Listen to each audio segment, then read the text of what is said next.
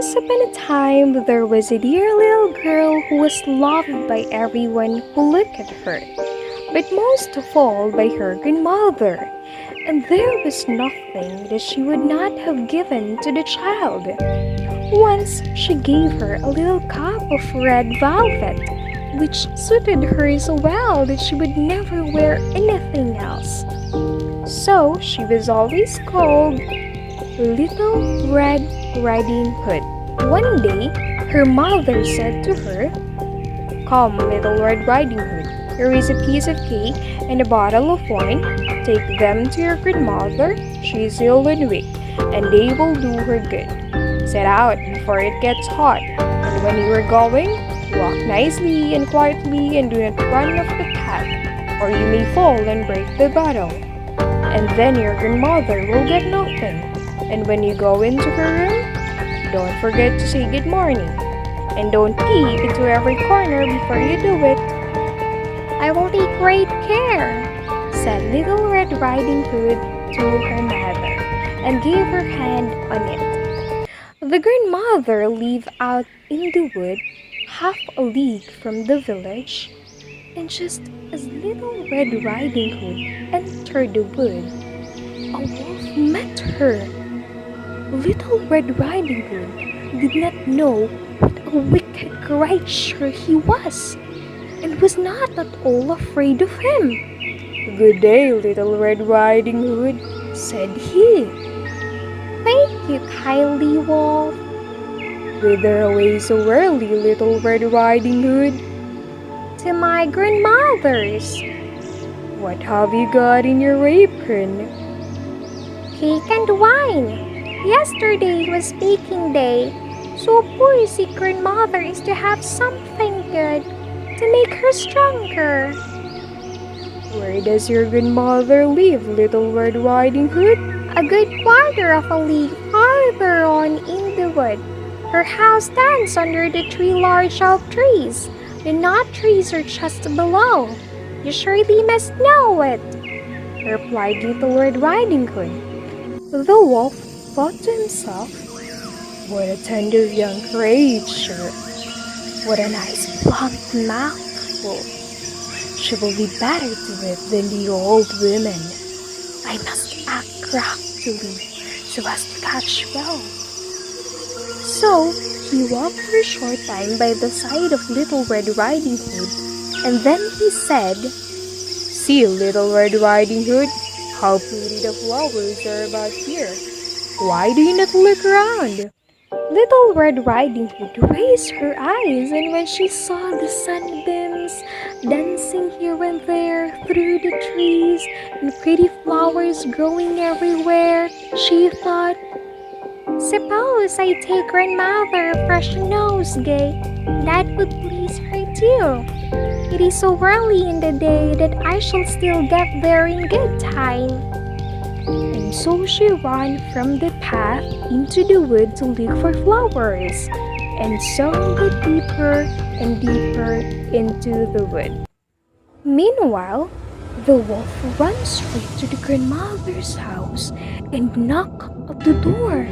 "Who is there?" "Little Red Riding Hood," replied the wolf. "She is bringing cake and wine. Open the door." "Lift the latch," called out the grandmother. "I am too weak and cannot get up." The wolf lifted the latch. The door sprung open, and without saying a word, he went straight to the grandmother's bed and devoured her. Then he put on her clothes, dressed himself in her cap, laid himself in bed, and drew the curtains. Little Red Riding Hood, however, had been running about picking flowers, and when she had gathered so many that she could carry no more, she remembered her grandmother and set out on the way to her. She was surprised to find the cottage door standing open. When she went into the room, she had such a strange feeling that she said to herself, "Oh dear, how uneasy I felt today, and at other times I like being with grandmother so much. She called out, "Good morning," but received no answer. So she went to the bed and drew up the curtains. There lay her grandmother with her cap pulled far over her face and looking very strange. "Oh, grandmother," she said, "what big ears you have." "The better to hear you with, my child," was the reply. "But, grandmother, what big eyes you have," she said. "The better to see you with, my dear." "But, grandmother, what large hands you have." "The better to hug you with." "Oh, but, grandmother, what a terrible big mouth you have." "The better to whip you with." And scarcely had the wolf said this, then with one bound he was out of bed, swallowed Little Red Riding Hood. When the wolf had appeased his appetite, he lay down again in the bed, fell asleep, and began to snore very loud. The huntsman was just passing the house and thought to himself, "How the old woman is snoring. I must just see if she wants anything." So he went into the room, and when he came to the bed, he saw the wolf was lying in it. "Do I find you here, you old sinner?" said he. "I have long sought you." Then, just as he was going to fire at him, it occurred to him that the wolf might have devoured the grandmother, and that she might still be saved. So he did not fire, but took a pair of scissors and began to cut open the stomach of the sleeping wolf. When he had made two snips, he saw the Little Red Riding Hood shining, and then he made two snips more, and the little girl sprang out, crying, "Oh, how frightened I have been! How dark it was inside the wolf!"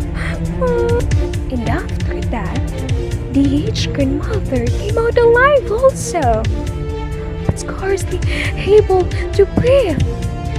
Little Red Riding Hood, however, quickly fetched great stones with which they filled the wolf's belly, and when he awoke, he wanted to run away, but the stones were so heavy that he collapsed at once and fell dead.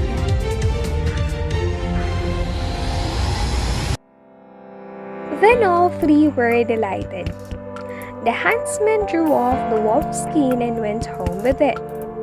The grandmother ate the cake and drank the wine which Little Red Riding Hood had brought and revived.